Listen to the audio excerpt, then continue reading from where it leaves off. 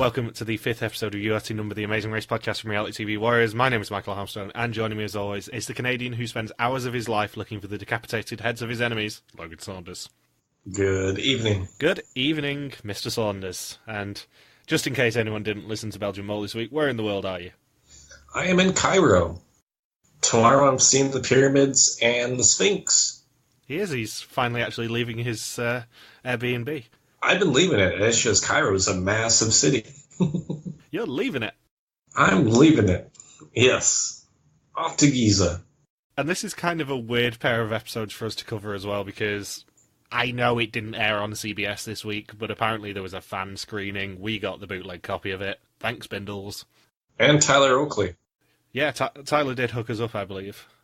He hooked Spindles up with the bootleg copy, so we actually got to watch it. So we're doing our recap now. Yeah, thanks, Tyler Oakley. Thanks for the bootleg. Best friend of the podcast. Mm-hmm. And what did you think of this pair of episodes? Because it was a bit of an odd one, I would say. To see Colin Christie go from first to last, in their first season, they didn't even hit non-elimination until Final 4. So to see them do that at Final 8 this year was quite a surprise. Well, first Final 8. The first Final 8, yes. Especially as it's Dubai, which is the first place this season where they've actually raced before. Yeah, all these other teams that are winning legs in places they've been before that nobody else hasn't. But yet Colin and Christie are given this advantage on a silver platter, and they just completely blow it. And it's kind of down to their detour choice, really. Do you think they would have been better with Egg-cellent Adventure? Yeah, like if there's a picture of the picture of bad decision-making in the dictionary, you would see a picture of Colin and Christie in it. So anyway, previously, 9 teams continued racing through Ho Chi Minh City.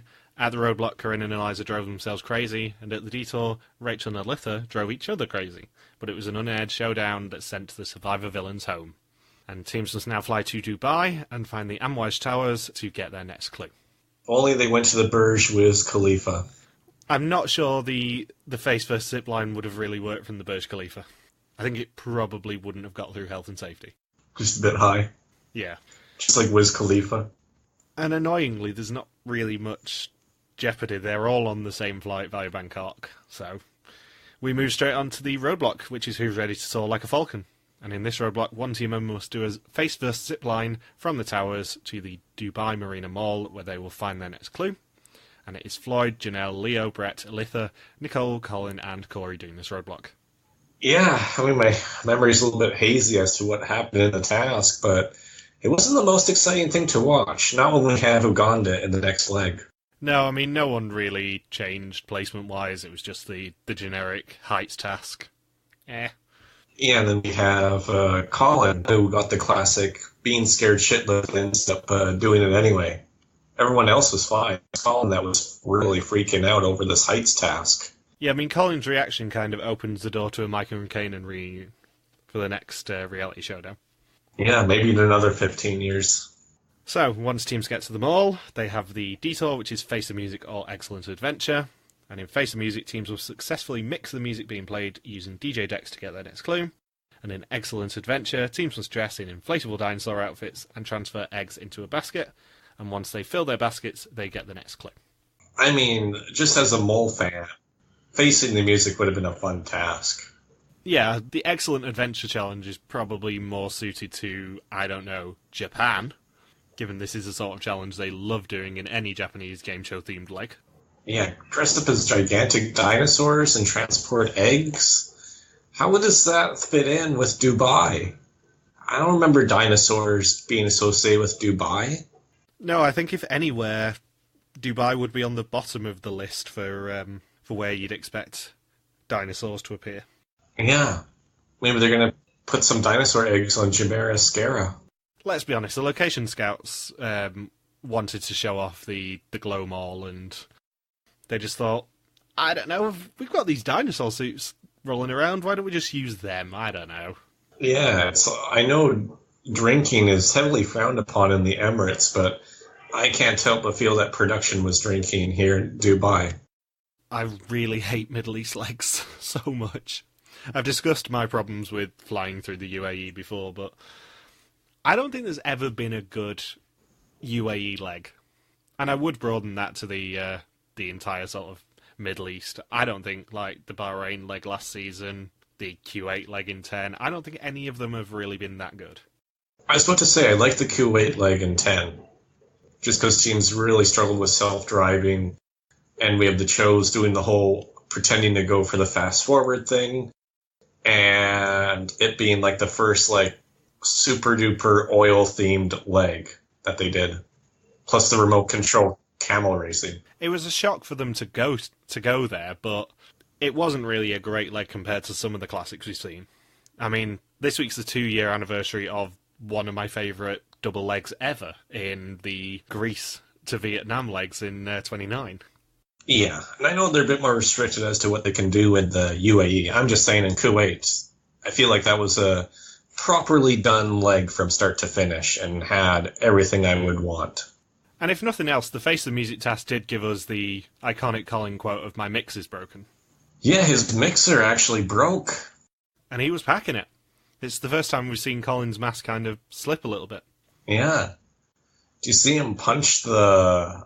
Well, not actually punch, but then he'd be eliminated from the race. But, like, was just looking to raise his fist up, and then Christie had to stop him. Had to censor him. Had to censor him, yeah.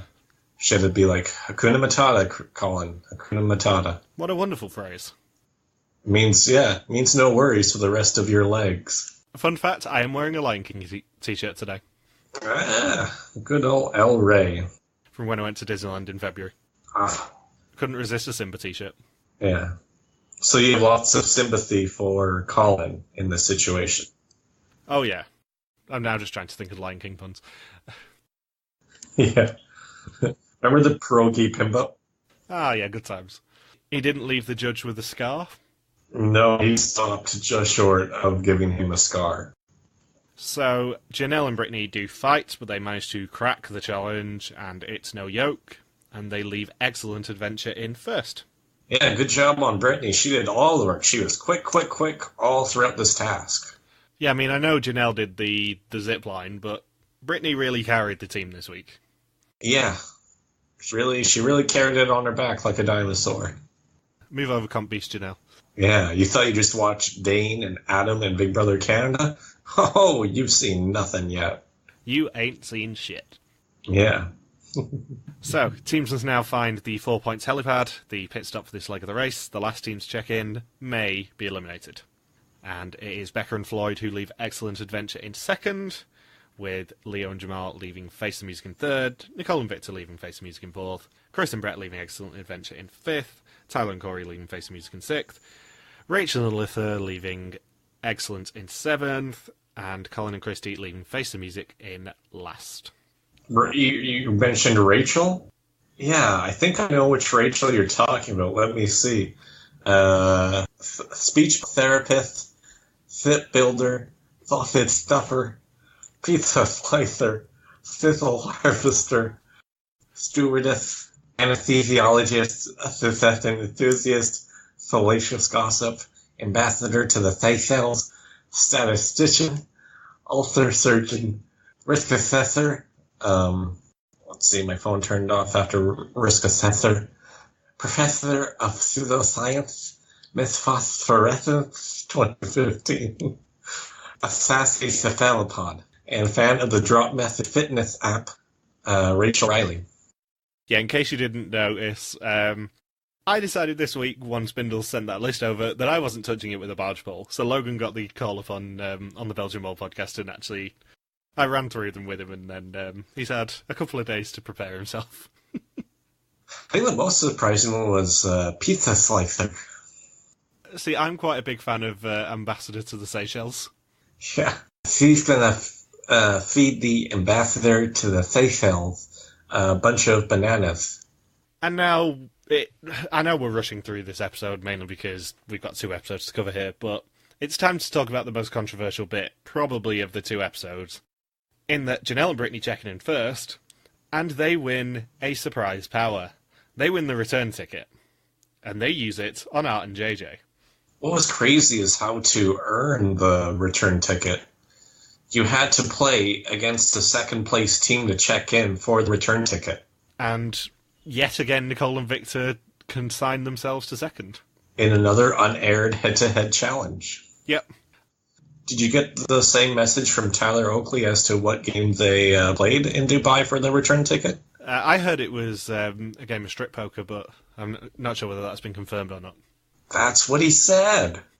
It was strip poker. It was really a medley. It was best of 3 games. It was strip poker, bocce ball, and go fish. It was best 2 out of 3. But of course, due to time constraints, it was edited out, and they just, on screen when Janelle and Britney checked in, they just got the return ticket. Am I right in thinking that Nicole and Victor gave up on strip poker because Nicole just said that that wasn't how they played it in Michigan? Yeah, she just kept saying, it's actually illegal in Michigan to play strip poker. You get flogged. And that's rude. It is rude. They are flogging him, and that is rude. He's had to deal with being flogged his whole life while playing strip poker. Do they just call the police in Michigan and be like, hey guys, I've heard of all the craziness in Missouri, but just to let you know, send police over to my house because I am playing strip poker, regardless if I get flogged or not. In fact, a part of me wants to be flogged a little bit. And Victor's just taking notes. Yeah, that's the conversation. Or after that conversation is when Victor asks Nicole out. He's like, wow, they're into some crazy stuff in Michigan. Gotta get me one of those girls. So, would you have used it on Art and JJ? It depends how much water Art and JJ have been drinking at Elimination Station. Which, apparently, Elimination Station was in Pitcairn Island this season. Was it? Yeah, Pitcairn Island. They essentially, by the end of the season, the population doubles just because of the Amazing Race eliminated contestants there. Awesome. It's a real shame they don't put them online anymore. Yeah. I mean, that must have been a long flight to get them all the way from Pitcairn Island in the middle of the South Pacific to Dubai. And then on to Uganda. And then on to Uganda. Uganda. Miganda. So yeah, Janelle and Britney checking in first. They save Art and JJ using the return ticket. And then it is Nicole and Victor checking in second. Becca and Floyd who checking in third. Leo and Jamal who checking in fourth. Chris and Brett who checking in fifth. Tyler and Corey in sixth. Rachel and Alyssa in seventh. And then Colin and Christie checking in last. But they are saved from elimination. And we see the glorious return of Mark for elimination. Yeah, no speed bumps. They're mixing non-elimination penalties this year, which is really good to see. Yeah, I mean, how long have we talked about how useless and awful the speed bump is? Yeah, it's great to know that producers actually listen to a good idea for once, you know. They take the time and think no elimination penalties through. I mean, they really missed the ball on having 2 head-to-heads already, or let alone 1. So yeah, seeing them switch to Mark for elimination gives a bit of hope for future for production.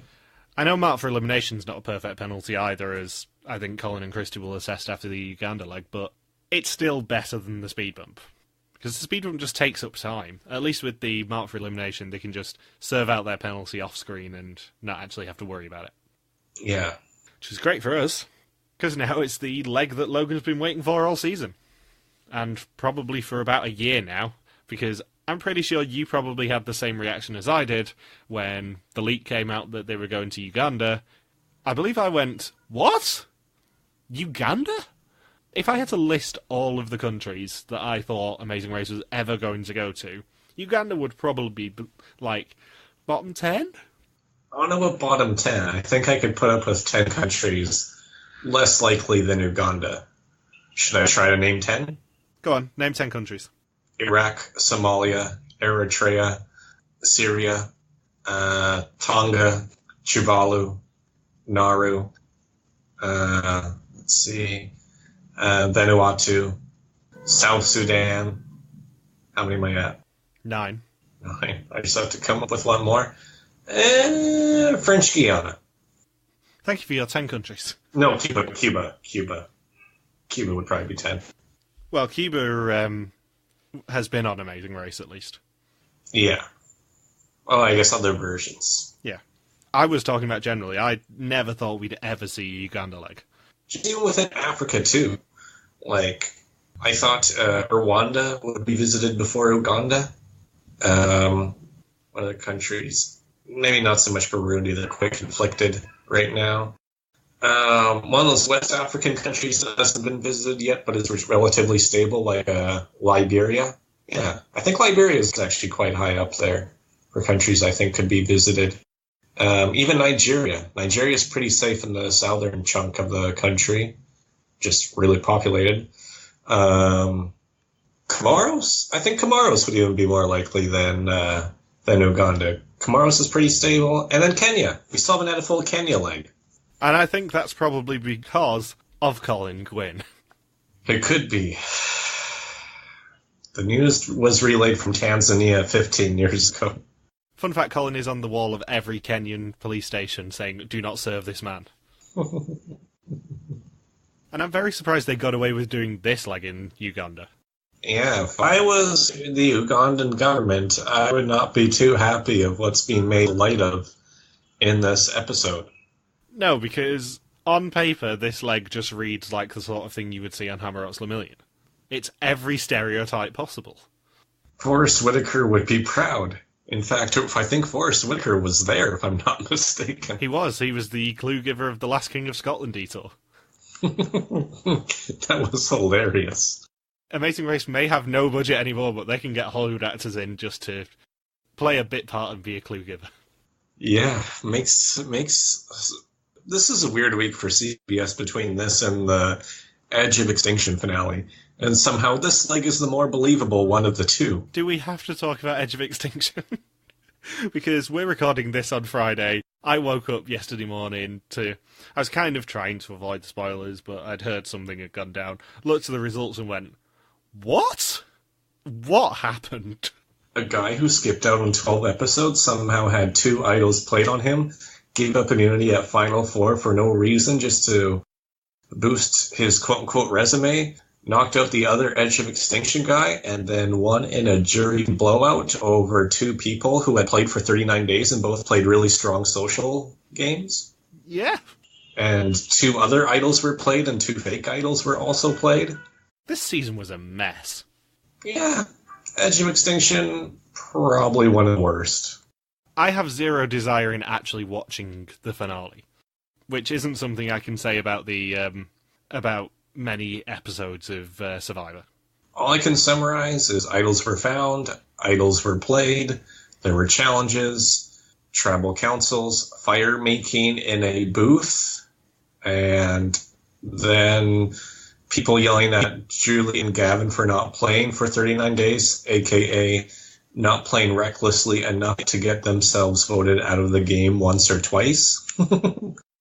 And then giving it to the guy who only played for 12 out of 39 days. And the jury yelling at Gavin saying, "Oh, well, that's the theme. The game has evolved, Gavin. You can't be saying that he didn't play for 12 days. That's the theme." There's only been one other season where I've not completed the season for American Survivor, and that is Game Changers. I haven't seen any episode of Game Changers after JT got voted out, because in my headcanon, Sandra is still not voted out. That's a reasonable world to live in. Were you the one that built the statue? No, they were shipped directly from Probst back garden. Yeah, that's what he does in the off-season. You know how in the classic Exile Island seasons, like Exile Island in Panama, for example, they had the skull on Exile Island and then the final 3, as part of Rites of Passage, set fire to it. Maybe that's going to happen to Sandra and Rob's faces. Actually set fire to their real faces after Rites of Passage? No, it's not Hammerots. I mean like the Easter Island heads. The Olmec statues, as I've seen them described a couple of times. Yeah. Mind you, Probst has said he's never going to bring back the Rites of Passage, so yeah. It was a good 26-season run for it, or I guess 24 out of 26 seasons. So anyway, back to this ridiculousness. Teams must now fly to Kampala in Uganda, and once there, they will find their next clues on their cars at the airport. Phew, this task. Seriously, whichever intern decided to do this task. Fire yourself. So they find out it's an instant roadblock, which is who wants an Entebbe baby? And in this roadblock, one team member must go to the back of Entebbe Airport and rescue a bunch of babies by going through an obstacle course to get their next clue. And the best thing about this is, as it's childcare themed, both of the parent teams have to do it. So it's Brittany, Floyd, Christy, JJ, Victor, Corey, Jamal, Becca, and Elitha during this roadblock.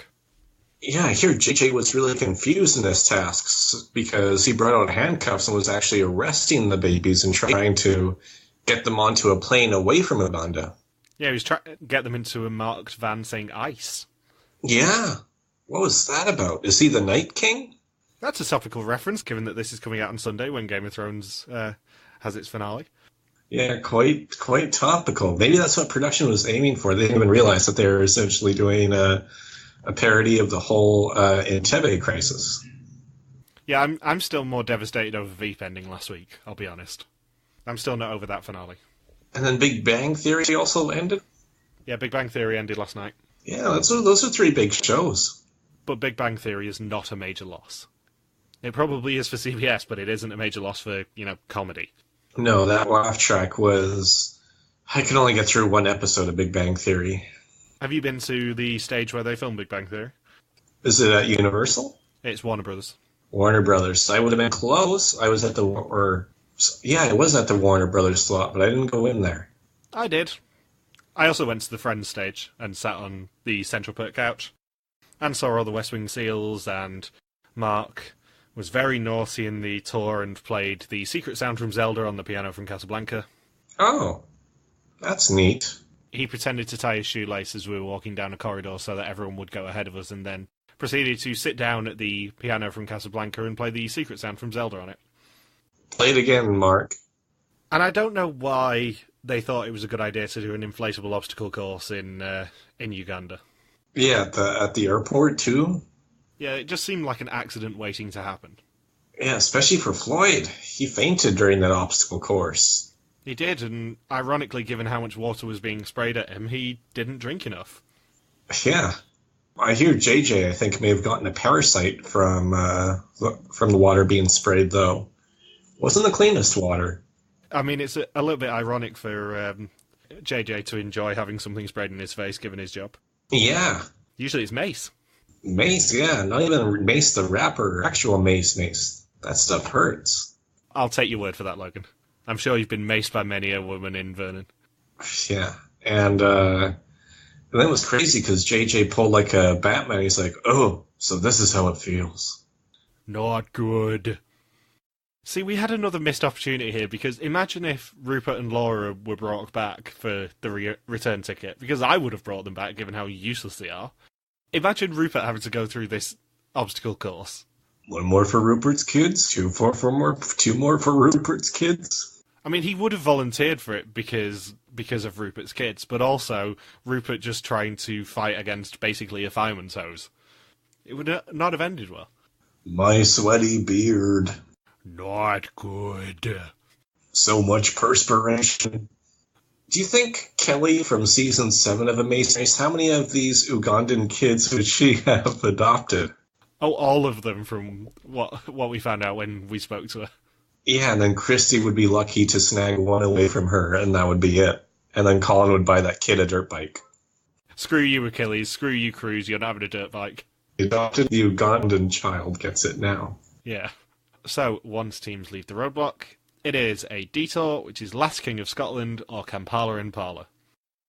And in Last King of Scotland, teams will search through thousands of fridges for decapitated heads and find the one that matches their provided photo. Once they find the correct photo, Forrest Whitaker will hand them the next clue. And in Kampala Impala, teams must guide an Impala to the border of Sangala, where Sanghalese leader General Juma will give them their next clue. Which one would you have chosen? This is like the Sophie's Choice of detours. It really is. Yeah, I mean, matching the heads in the fridges seems so Futurama. Especially when they were slightly decaying as well. Yeah, you'd have to pay attention to really close detail. I'm sure there's a lot of those heads look a lot alike. And that would be kind of gross, too, seeing decapitated, decaying heads. Decapitated heads.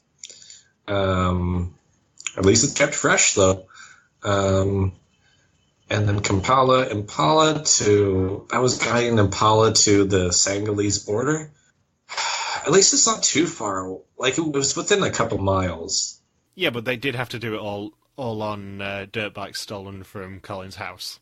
Right, have to do it all from dirt bikes. That'd be tough for me since I don't really drive. You know what? I would do the head fridges task. You would do Last King of Scotland? I would do Last King of Scotland, yep.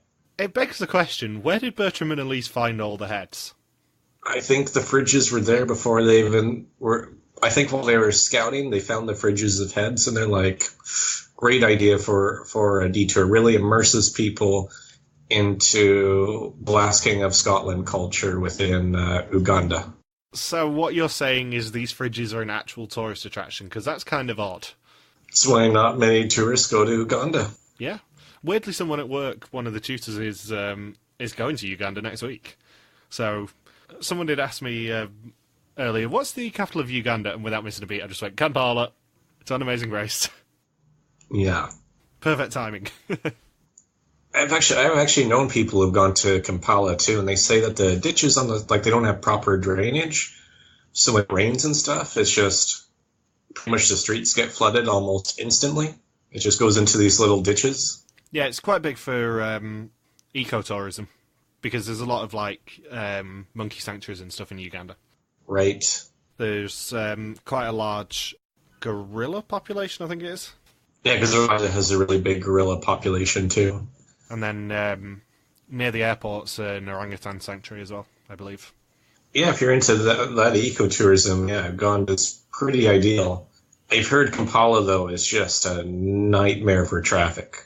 And as we saw in the Amazing Race this week, it just further, they don't have Uber with cars in Uganda or in Kampala. They have, a bicycle version of Uber. I can't remember the exact name, but it's true story. It's what they actually use and what one of my friends in South Africa used when she was there. Wasn't it created by a former Belgian mole contestant? It's called Boober. Yes, called Boober, which you'd think would be something else, but it isn't. No. Surprisingly, in Uganda, Boober means something else. Yeah, which, I mean... It also makes sense, I guess, with the name, since you'd have to be a bit of a boober to not know how to ride your own bicycle and have to pay somebody to drive you around on a bicycle. Yeah, have you heard that the ride-sharing app that featured in Amazing Race Asia 5 and an Uber have had a failed merger? Apparently it was a bit of a goober. Yeah, and I think with Goober, I believe the slogan is Yippee-ki-yay, which, if I'm not mistaken, is Swahili for... Good luck and safe travels. It was advertised by the main villain of Die Hard, actually. Yeah. That was the last commercial Alan Rickman did before he passed away. It really was. Yeah, ride-sharing. Yeah, he doesn't get to be Professor Snape. He's the ride-sharing commercial guy. That's how he's known for in Uganda. How the mighty have fallen. Yes. Always. But yeah, those streets are just chaotic in Kampala. I don't think Uganda could be on my bucket list, or at least not Kampala itself. I'd want to get out of the core of the city as soon as possible. What did you think about General Juma's behaviour as well? Because I'm surprised they gave him so much airtime. He's really toned things down in terms of policy since we last saw him in the news a couple of years ago, because I'm a bit of an expert in Central African politics, so...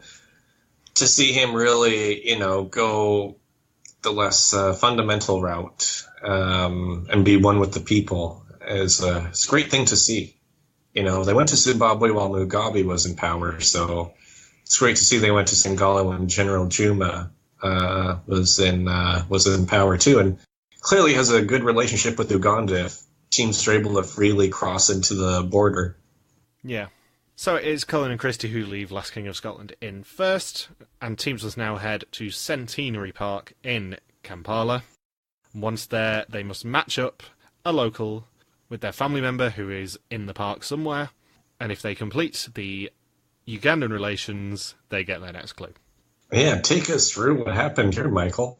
Well, it got a little bit dicey because there were some accusations that some people look very similar, but the whole point was trying to match the features of the various family members. I'm just not sure certain people understood the task. They got a little bit desperate, and, spoilers, that's how Becca and Floyd went. Yeah, considering the whole backlash to the whole Vietnam visits, so to see them air that while in Uganda was quite shocking. Yeah. Do you think they're going to revisit Uganda at any point? Or is it going to be one and done? I guess it depends how the government reacts to how their country was depicted in this episode.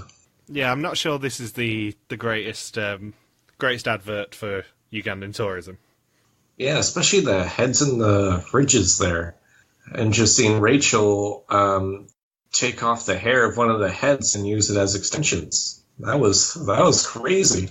It's sort of understandable when she did break down at the Centenary Park task and say that Amazing Race is supposed to be good and fun. Yeah, she was trying to incorporate local language, so she said that the Amazing Race was supposed to be good and goober. And it was very close for them in the end. I'm still not entirely sure how they beat Becca and Floyd in the foot race. Yeah, I think Floyd was just so depleted this leg. Doesn't do too well once you get halfway into the race. The fact that Art and JJ beat both of them in a foot race? Not even close. Art and JJ came fourth. Yeah, they beat out a lot of teams on foot. It's like, what were they doing at Elimination Station? Did they know the twist was coming and Art was just playing possum the whole time? Do you think Janelle and Britney are regretting bringing back Art and JJ? Maybe not yet because they won both legs, but yeah, they gave Art and JJ the second wind, and man, they're riding high right now. I 100% would have gone straight for Rupert and Laura because it's basically a free elimination to save yourselves. Yeah, I mean, Rupert would have had 10 kids with him from the Roadblock that he's going to try and take all around the world to make sure they get back to Indianapolis. And also, Rupert versus firefighters would have just been amazing. Yeah. It's all in my beard. That would have been so funny. Oh yeah, there's Chris and Brett. They weren't shown at all in these two episodes. Oh yeah, we actually do need to occasionally mention them, don't we? Yeah, they were there. Just like the show. Oh yeah, Tyler and Corey, they did all right this leg. They had an okay performance. Yeah, I mean, they were still just above the bottom three. They came in sixth, but... Yeah, I hear that Tyler blocked 3 of the kids at the airport on Twitter. Yeah, because he heard what they were saying about him. Yeah, and then once he heard about General Juma's past, he blocked him from Facebook. General Juma tried to send him a friend request, according to what Tyler Oakley was saying to me. He's like, no, human rights violations, not my thing, guys. That's why I decided to block General Juma from social media. Didn't he say he didn't want that negativity in his life? Yeah, he didn't want the negativity of genocide in his life. So, Colin and Christie leave that task in first, with Janelle and Britney in second and Nicole and Victor in third. And teams must now run to the other side of the park to find Phil at the pit stop, and the last team to check in will be eliminated. But sadly for Colin and Christie, Janelle and Britney do beat them in the foot race, and Colin and Christie now have to sit there and serve their penalty. Whilst watching, Janelle and Britney win their second leg on the trot, and $500 each. Which is like what they make in a year in Uganda. And because Colin and Christie are sitting out their penalty, Nicole and Vitz checking in second, and then Colin and Christie checking in third, Art and JJ in fourth, Leo and Jamal in fifth, and Tyler and Corey in sixth, Chris and Brett in seventh. And then, in actually quite an exciting elimination segment, Becca and Floyd do leave the task in eighth, but Rachel and Alyssa pass them on the way to the pit stop. They check in eighth, and Becca and Floyd are eliminated from the race. Man, what a rough way to go out. At least they got to explore a new country this time. Yeah, and at least Becca took it in good humour, saying, "You got to be kidding me." Yeah. And then they rapped. They rapped about Uganda. Oh, don't remind me. Yeah. They rapped about Uganda, saying that the capital is Luanda. But Luanda's the capital of Angola. That rap doesn't even make sense. Yeah, do your research. And who Yeah, well, who raps about world capitals? You probably, let's be honest. Maybe that's a challenge I should set you for next week. Yeah. I'm in disbelief that they're going to Namibia. I mean, you joke, but you know this is the sort of thing where I call your bluff on it and say, Logan, learn a rap about world capitals for next week for me. Dare I say Edge of Extinction was rigged for Chris? You dare. I dare say that. Or General Juma is actually from Juba. Juba's the capital of South Sudan. Thanks. That new country. So, next time, teams fly to Switzerland, where a surprised must-vote U-turn changes everything, and tensions rise as a double elimination awaits at the pit stop. Wow. Double elimination. Leo and Jamal, what's been happening to them? They won 2 legs, and then they make a bunch of jokes about Uganda. Like, that was... I can't believe we didn't address this, but when they were, like, taking the heads out of the ridges and just holding it out in front of their face, and then when Leo said it would make a great toy for Pablo, like, that's somebody's head. You don't do that with somebody's head. No, that's rude. Yeah, and then Jamal took one of the heads too, and he's like, the number 1 rule in Amazing Race is that you keep your head. And then him and Leo just had this really hearty laugh. Do you agree with me that this season is kind of going down the pan now? Because we have a return ticket and a non-elimination in the same leg. Then we have a surprise elimination. Now we have a surprise double elimination and a must-vote U-turn next week. It's like they're basically doing the Survivor tactic of chucking everything at the wall and seeing what sticks. But at least we got Uganda. That's all I'm saying. I mean, they'll probably never go to Uganda again, and I think you might be right, Michael, especially after Leo and Jamal at the detour. I don't think they'll be allowed to go back to Uganda. Qatar has a higher chance at this point. Yeah. So have you got any predictions for next week?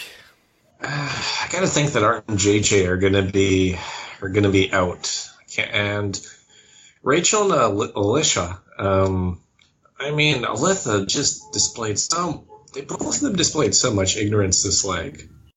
Like, how do you not know what Uganda is? Uganda's a country. Who do you think is going to get U-turned?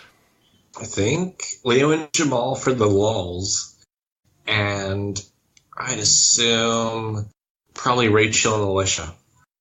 Maybe Art and JJ and Rachel and Alicia will be the 2 teams eliminated this week. Maybe. So have you got anything else you want to say? No, I'm glad we were able to cover these 2 legs. I mean, it was a weird appearance for Uganda, but I'm glad Amazing Race did it.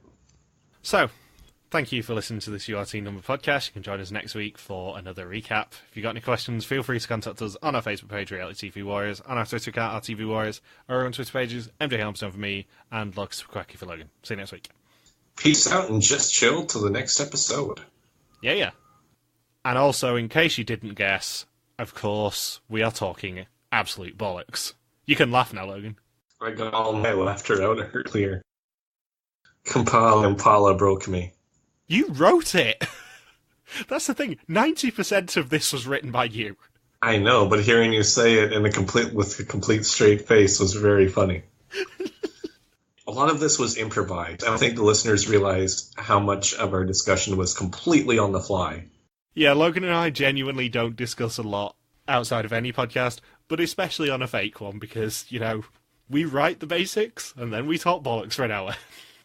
Especially integrating true current events into the fake episodes is always fun.